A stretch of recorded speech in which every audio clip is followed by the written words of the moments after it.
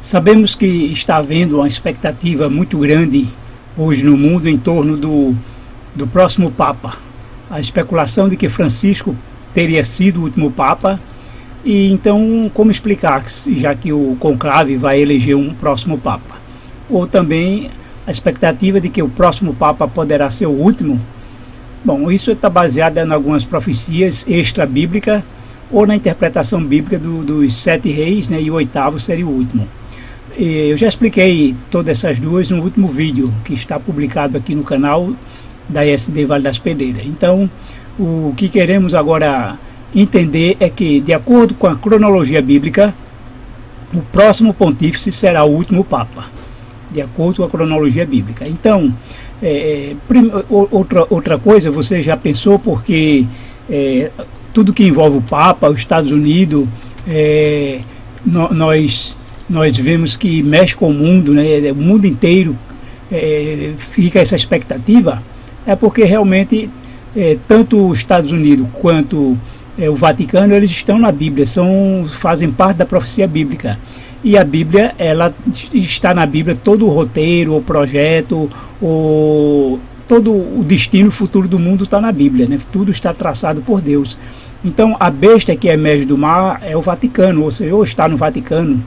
E a besta que emerge da terra são os Estados Unidos da América. Então, observe que ambos esses poderes hoje políticos, ou místico, ou religioso, como for, né, dependendo da esfera, eles fazem parte da profecia bíblica e, como tal, mexe com toda a humanidade, porque o destino do mundo está traçado por Deus e está na sua palavra. Nada está oculto, né? Apenas Deus permite que as coisas sejam reveladas no tempo certo. Então é por isso que essas coisas, né, como estamos vendo, a questão do Papa todo dia está havendo essa questão a respeito desse último Papa. Mas vamos querer transmitir aqui para vocês o que diz a Bíblia, né? Porque na primeira volta, na primeira vinda de Jesus, quando ele nasceu aqui, havia também uma expectativa muito grande sobre o aparecimento dele, né, do Messias, de Jesus. E por que havia esse aparecimento? Então, o erudito judaico Abba Hillel Silver, ele disse o seguinte: o primeiro século, contudo, especialmente a geração anterior à destruição de Jerusalém, testemunhou um notável arrobo de emocionalismo messiânico. Isso se deve atribuir não a uma intensificação da perseguição romana, mas sim à prevalente crença induzida pela cronologia popular daqueles dias. O Messias era esperado por volta do segundo quarto do primeiro século da era cristã, ou da era comum, né? Ou seja, depois de Cristo.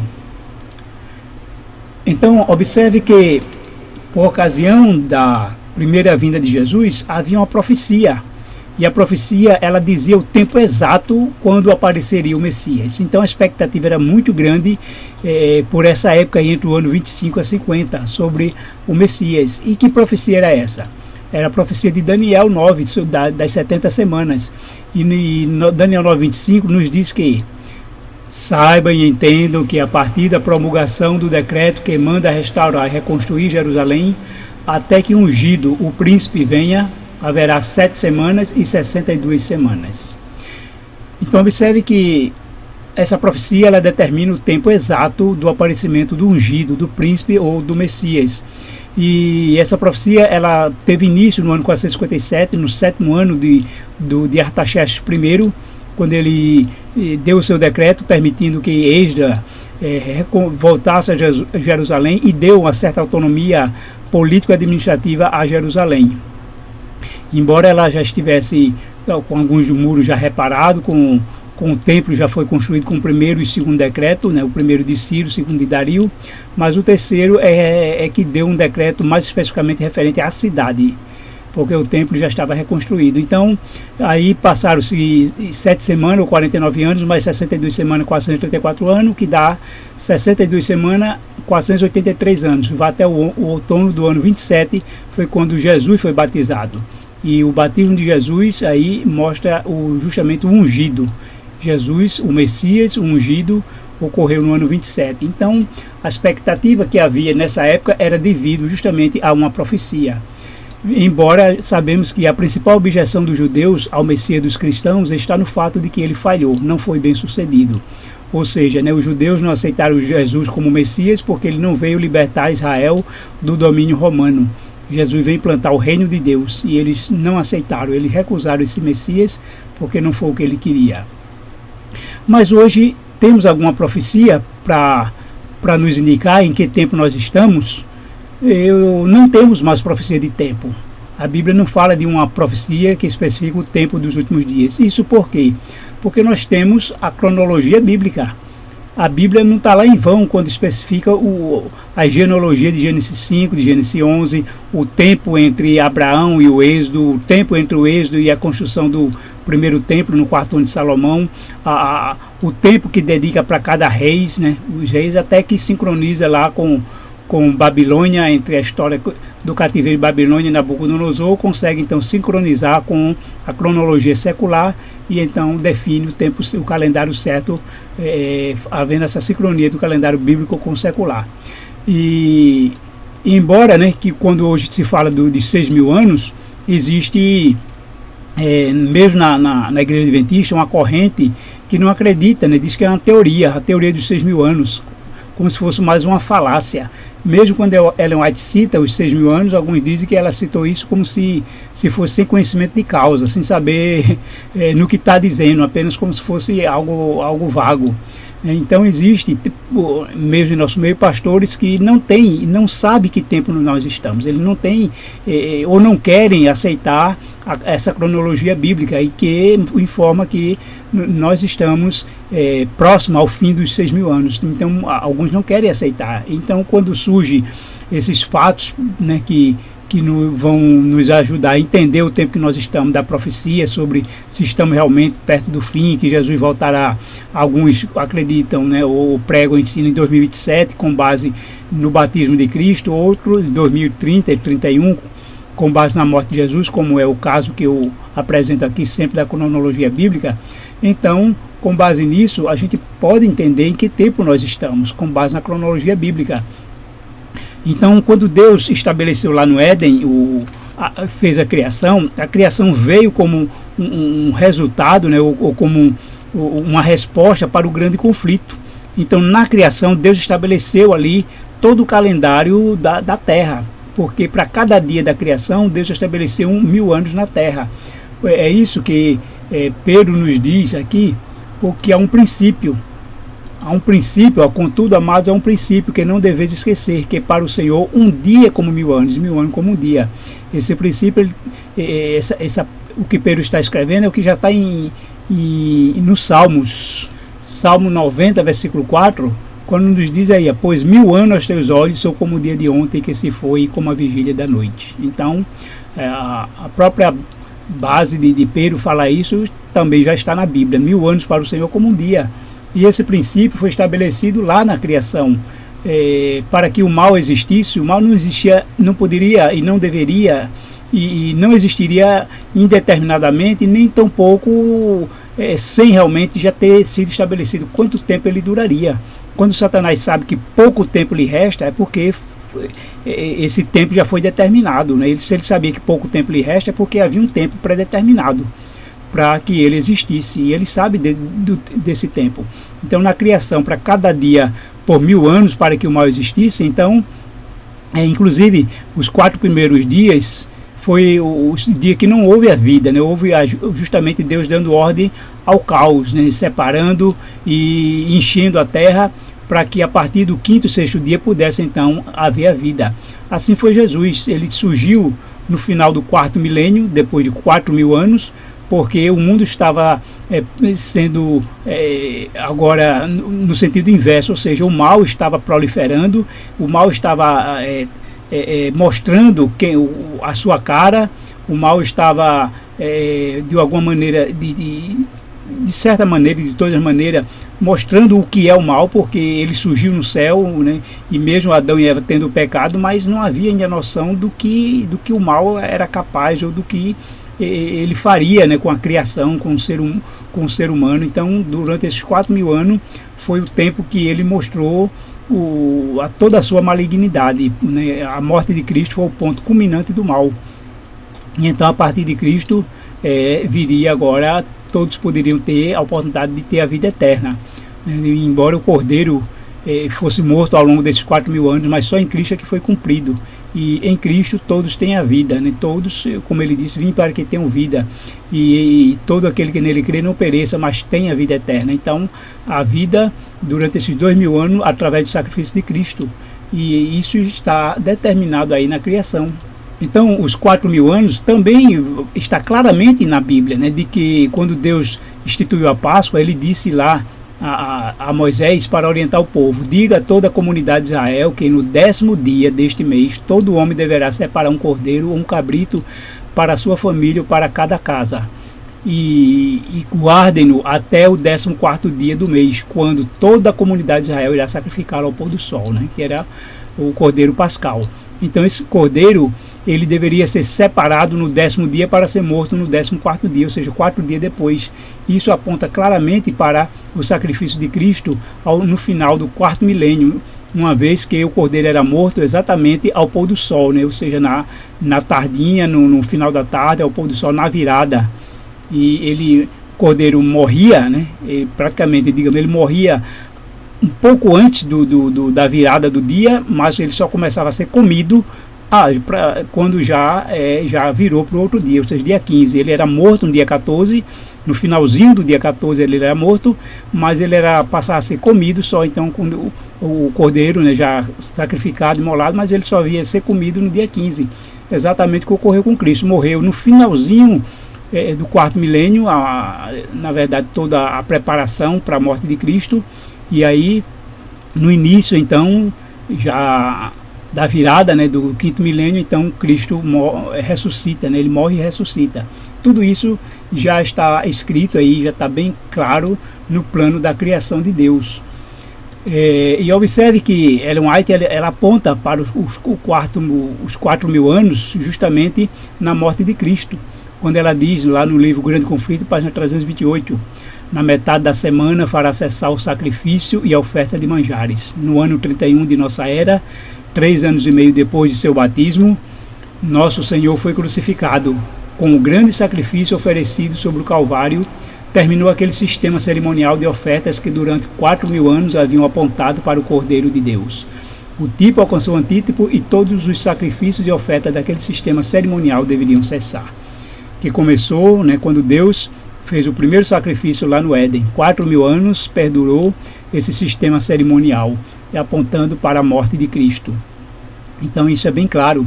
Nós vimos também que no plano bíblico, né, existe um plano bíblico escatológico, com base na criação do primeiro dia, segundo, terceiro, quarto, quinto, sexto dia, né, que pelo calendário atual seria domingo, segunda, terça, quarta, quinta e sexta, e no 7º dia Deus descansou. O 7º dia é o sábado do Senhor teu Deus. Deus deixa bem claro isso. E quando nos fala dos 7 primeiros patriarcas, Adão, Sete, Enos, Cainã, Malaliel, Jared e Enoque. E Enoque foi o 7º patriarca. E o que aconteceu com Enoque? Ele foi para o céu. O 7º patriarca foi para o céu. Então até nisso vejamos a mensagem aí do 7º, né, do número 7, em que Enoque como 7º patriarca foi para o céu. Então nós vamos ter o 1º milênio, 2º, 3º, 4º, 5º, 6º milênio. E então no 7º milênio também aponta como Enoque nós irmos para o céu. E as festas que Deus instituiu, também nela tem um relógio de Deus, desde a Páscoa, Pães Asmos, Primícia, Pentecostes, Trombeta, Expiação, e a última festa é a festa dos tabernáculos, que ocorre e que vai se cumprir por ocasião do 7º milênio, porque esse tabernáculo é o período de 1.000 anos que vamos passar no céu. É o período que vamos estarmos lá, né, sobre a proteção de Deus. E esse período aponta para esse período festivo, alegre, porque nós vamos ficar no céu só 1.000 anos, né? O resto depois nós vamos descer e morar aqui na terra. E esses 1.000 anos, a Bíblia deixa bem claro que haverá um período de 1 milênio, quando diz que eles, né, os justos, ressuscitaram e reinaram com Cristo durante 1.000 anos. E eles serão sacerdotes de Deus e de Cristo e reinarão com ele durante 1.000 anos. Apocalipse 20, versículo 4 e 6. Então, ao a Bíblia definir que haverá 1.000 anos, esse 1.000 anos só faz sentido quando ele é continuação de um período anterior. esse período anterior é um período de 6 mil anos que teremos aqui na Terra, e o 7º milênio será no céu. Sem essa continuação do 6º milênio, não há sentido, né? Não haveria motivo de falar de um milênio lá no céu. E para enfatizar a questão do 6º milênio, observe que as palavras de Jesus em Mateus 16, 28, em verdade vos digo que alguns dos que aqui estão que não provarão a morte, até que vejam vir o Filho do Homem no seu reino. Depois que Jesus fala essas palavras, acontece que 6 dias depois, conforme Mateus 17:1, 6 dias depois, Jesus levou Pedro, Tiago e seu irmão João ao topo de um monte.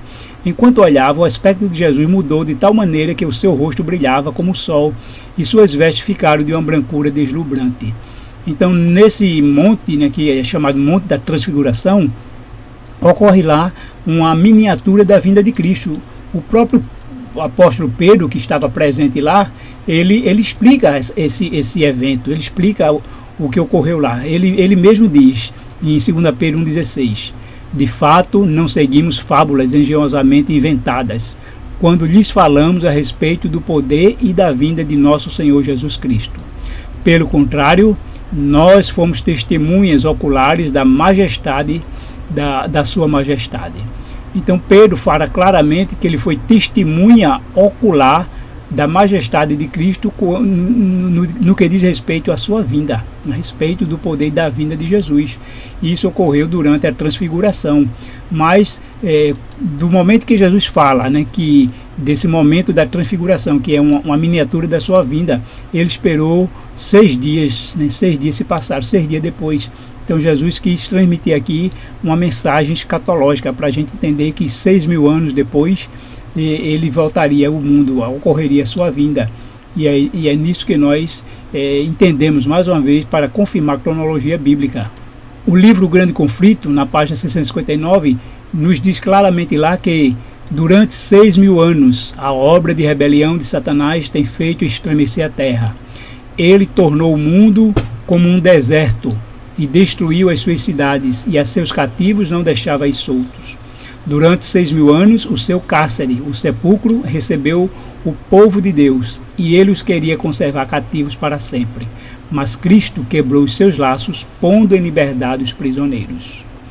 Observe que Ellen White, ela diz que deixa bem claro que ao final desses 6 mil anos haverá a ressurreição dos justos, e sabemos que a ressurreição dos justos só ocorrerá por ocasião da vinda de Cristo.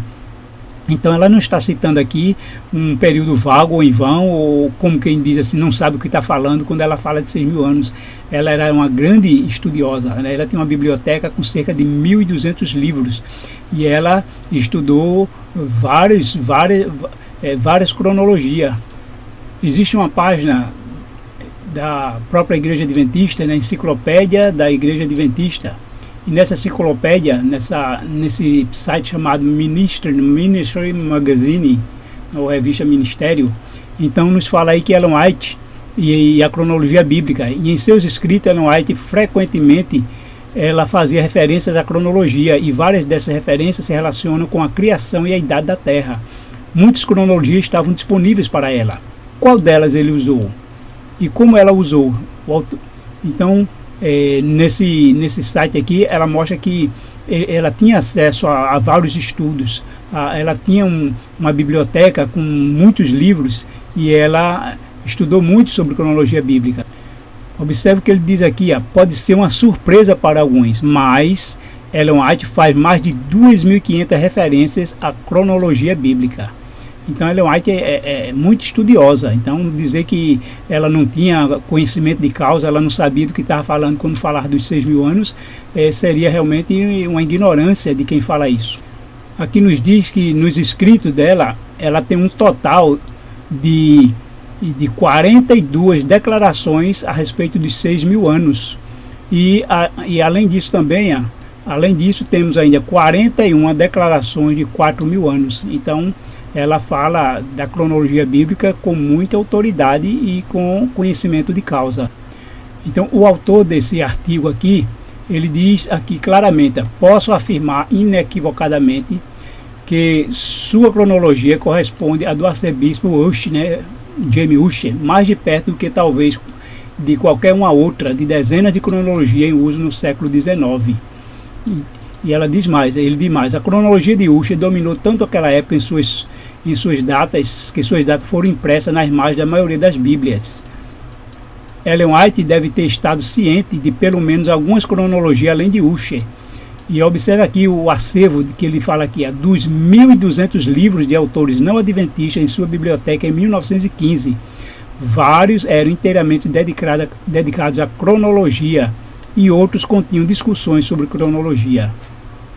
Então, a respeito da cronologia de Ussher, né, ele errou no sentido de que o único erro dele, poderia dizer assim, foi que ele baseou os 4.000 anos no nascimento de Cristo. Então dá uma diferença aí de 31 a 34 anos. Dessa maneira, o sexto milênio, pela cronologia de Ussher, ocorreu no ano de 1996. Então aqueles que ainda se baseiam na cronologia de Ussher, então acredita que nós já entramos no ano 6.000, estaríamos definitivamente hoje no ano 6.029, né? 4 anos de 1996 para 2025 seria 6.029.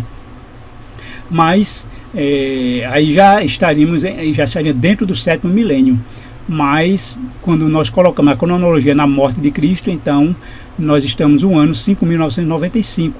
Ainda não entramos no sexto milênio. Então observe realmente que Ellen White ela foi uma autoridade nesse assunto. Então ela fala, quando ela fala dos 6.000, ela está falando realmente de datação correta, para que a gente não fique achando que 6.000 anos é uma teoria.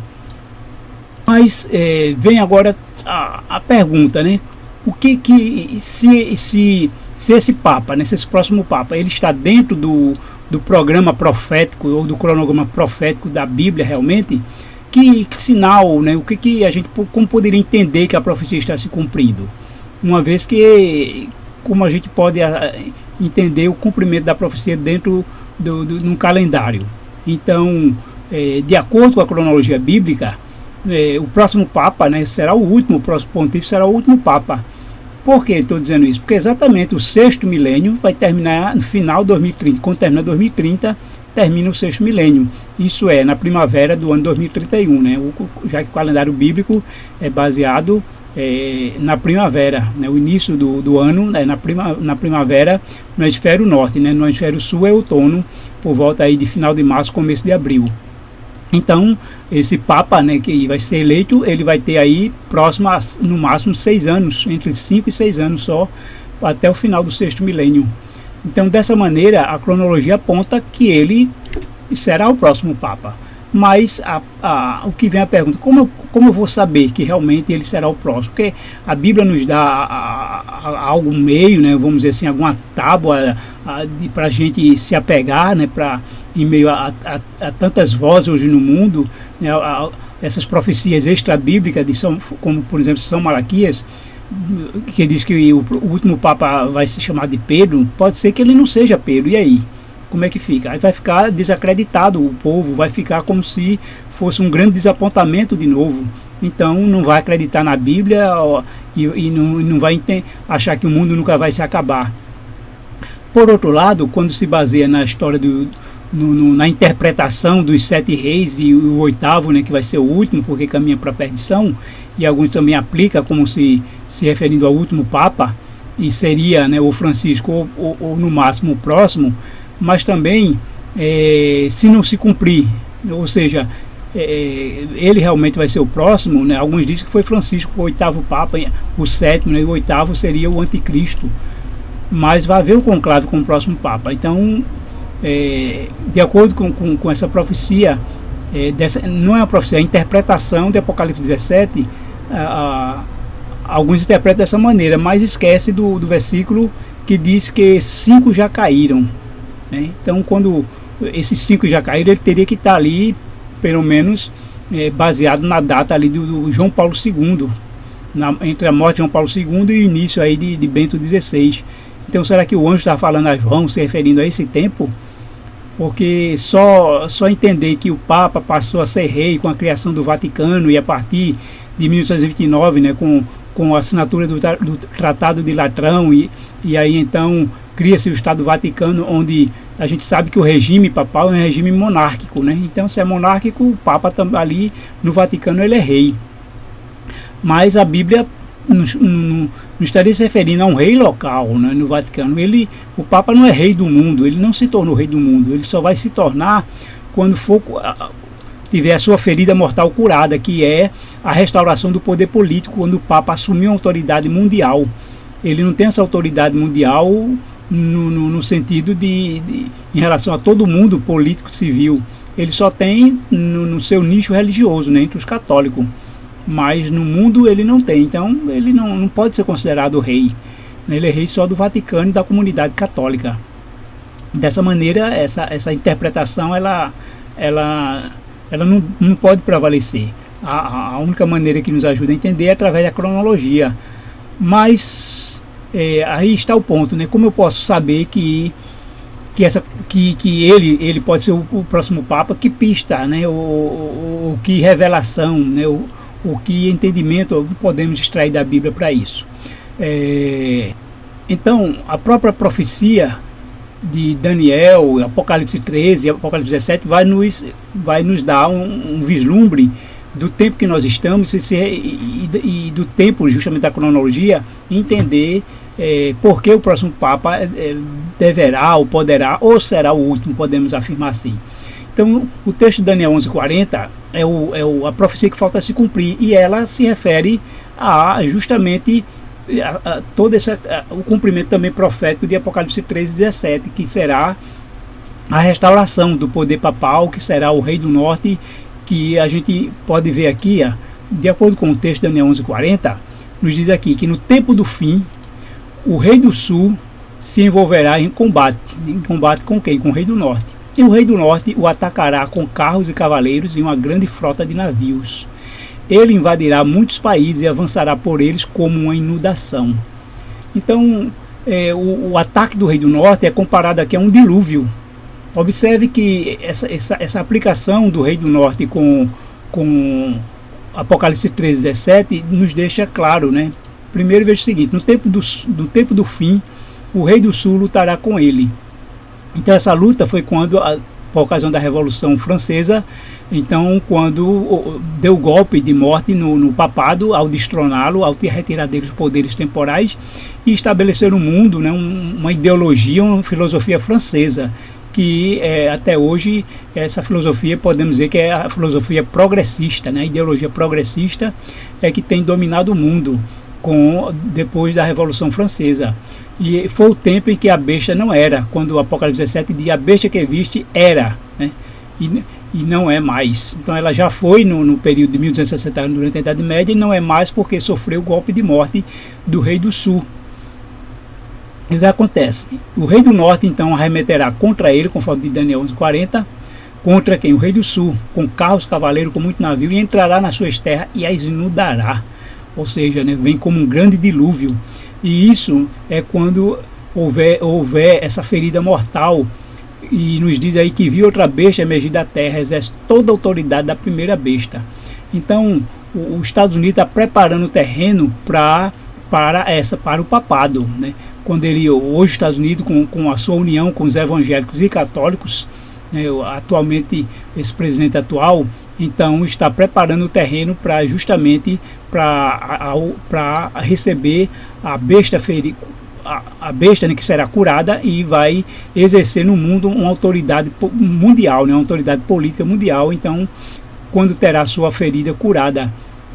E no Apocalipse 17 diz que é justamente a besta que está para emergir do abismo e caminha para a destruição. Por que caminha para a destruição? Porque será a última. E por que está para emergir do abismo? Lá em Apocalipse 11, quando justamente fala das duas testemunhas durante a Revolução Francesa, diz que a besta do abismo é que ataca as duas testemunhas, ou seja, a palavra de Deus, a Bíblia, né, o Velho e o Novo Testamento. E quem foi essa besta do abismo que atacou a Bíblia e que declarou o ateísmo e que queimou a Bíblia na praça pública? Foi a França revolucionária, ou seja, o poder estatal, o poder político da época, esse poder estatal. Então, quando diz que essa besta que emerge do abismo, é a mesma coisa de dizer que a besta que teve a ferida mortal curada, Porque o que foi a ferida mortal? Foi a separação da igreja e do Estado, foi tirado do papado o seu poder político, o poder temporal. Então, ao ela emergir do abismo, está dizendo que é a besta que vai readquirir o poder estatal, o poder temporal, o poder político sobre o mundo, assim como foi a França um poder estatal que atacou a besta. E essa porque a própria Bíblia se interpreta, então essa é a interpretação da besta do abismo. E então nos diz aí que entrará também na terra gloriosa e muitos sucumbirão. O que é esse muitos sucumbirão? Até mesmo entre o povo de Deus, né, que ocorrerá apostasia. É porque diz aí, toda a terra se maravilhou seguindo a besta, e faz com que a terra e seus habitantes adorem a primeira besta, cuja ferida mortal foi curada. E Apocalipse 17 diz, né, que aqueles que habitam sobre a terra, cujos nomes não foram escritos no livro da vida, desde a fundação do mundo, se admirarão vendo a besta. Então é o mesmo sentido aqui, quando ele entra na terra gloriosa, ou seja, a terra gloriosa aqui é o povo de Deus, e muitos sucumbirão. Esse muitos sucumbirão é a apostasia que vai ocorrer, para que esses apóstatas que vão justamente apoiar a besta, vão apoiar o anticristo e vão elevar, né, da poder, se tornar a imagem da besta, para poder dar poder à besta e exigir que sejam feitas leis para que o mundo inteiro observe, cumpra, né, os decretos dominicais, cumpra as leis que a besta vai impor ao mundo. Então tudo isso em meio ao, como diz, né, esse poder da besta, junto com a primeira, com a segunda, que está retratada também em Apocalipse 17, é o mesmo rei do norte. E ele vai vir como um dilúvio, com uma grande inundação. E aí nós vamos então para o calendário do dilúvio. Baseando no nosso calendário atual, né, no calendário gregoriano, o primeiro dia que nós celebramos esse ano como o início do ano 5.995 foi justamente dia 29 de março.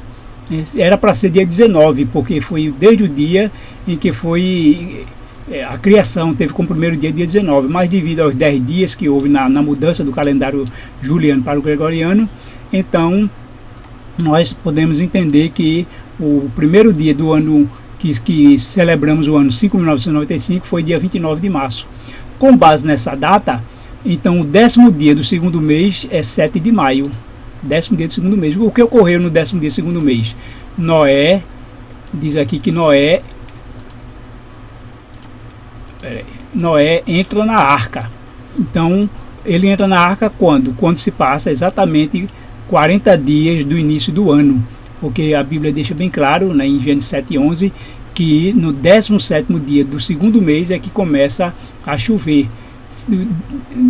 No final dos 7 dias aí que Noé ficou dentro da arca, ele entrou no 10º dia, e no 17º dia do mês, então 14 de maio, durante todos esses 7 dias, o que aconteceu com Noé e sua família? Ficaram trancados, né? Deus fechou a porta, né?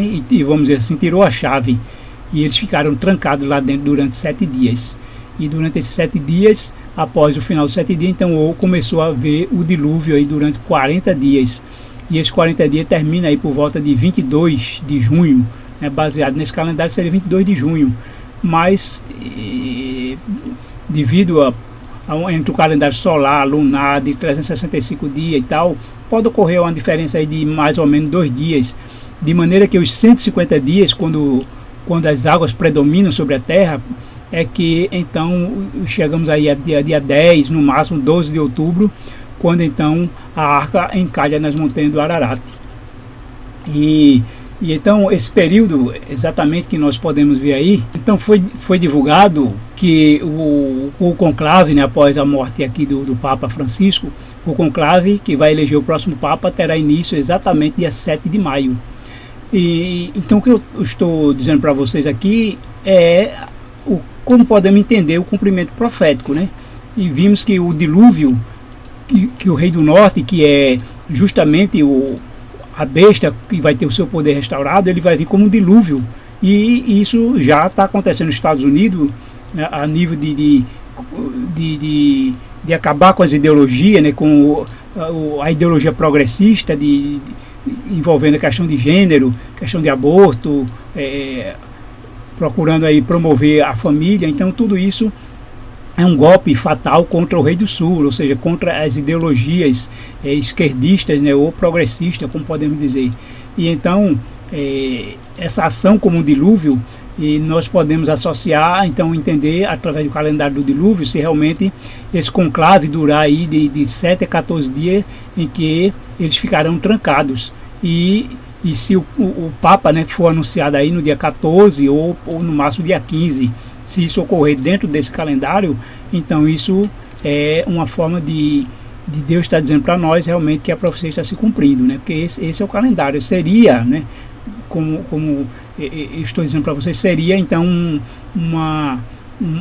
vislumbre, né, uma opção de entender que a cronologia bíblica está realmente correta, está clara. Então, no resumo, tudo isso é que a cronologia dos 6.000 anos, né, do sexto milênio, que terá seu fim no final de 2030, então indica claramente que o próximo Papa ele será o último, isso de acordo com a cronologia bíblica. E só ressaltando que não há cronologia de tempo, mas isso porque Deus já deixou na Bíblia o cálculo para nós obtermos a cronologia bíblica, então não precisa de uma profecia de tempo. Na época da primeira vinda de Jesus, até mesmo do seu nascimento, batismo e morte, não tinha como estabelecer essa cronologia que nós temos hoje. Por quê? Porque algumas informações da cronologia estão no Novo Testamento e que ainda então não tinha sido escrito, como por exemplo, Paulo fala que os 430 anos ele vai desde a promessa até o Sinai. Então, enquanto essa informação faria com que muitos entendessem que o Israel passou 430 anos como escravo no Egito, que não foi verdade. Mas esses 430 anos foi desde o chamado de Abraão até a saída do povo de Israel lá no Êxodo. E outro detalhe é Estevão, né, que ele fala que Abraão saiu da sua terra com a morte do seu pai. Isso também gera uma grande diferença aí na cronologia, chegando a 60 anos, porque muitos entendem que Abraão teria sido o primogênito de Terá, quando na verdade ele foi o último ou penúltimo, mas não foi o primogênito. Ele nasceu quando Terá tinha 135 anos e não quando Terá tinha 70 anos. Gera também uma diferença na cronologia. E também uma informação que está no Novo Testamento, também no livro de Atos, que o reinado de Saul foi 40 anos. Essa informação não existe em lugar nenhum do Velho Testamento. Algumas cronologias colocam o reinado de Saul como 2 anos, 5, 10, no máximo 20 anos. Mas no livro de Atos diz que foi 40 anos. Então, sem essas informações, essas 3 informações importantes, não teria como obter a cronologia bíblica completa. Mas hoje nós temos. Então não precisa, eu diria que não precisaria de uma profecia de tempo, já que temos o estudo da cronologia bíblica para nos indicar que, de acordo com a cronologia bíblica, o próximo pontífice ele será o último Papa. Isso, né, pelo que nós estamos estudando até agora. E qual o nosso interesse nisso, né? Nós não queremos provocar nem alarmismo, nem sensacionalismo. O que nós queremos trazer para vocês é a alegria de saber que estamos perto do lar, que em breve, muito em breve, Jesus vai estar voltando. Ele vem nos buscar.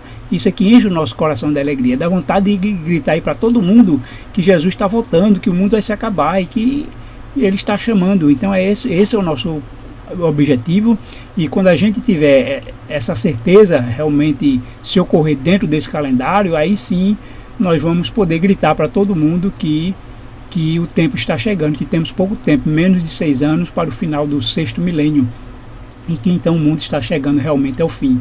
Isso é um privilégio para nós, é uma alegria entender que depois de 4.000 anos, né, ocorreu a morte de Cristo na cruz, e 2.000 anos depois, quando termina os 6.000 anos, então haverá um 7º milênio.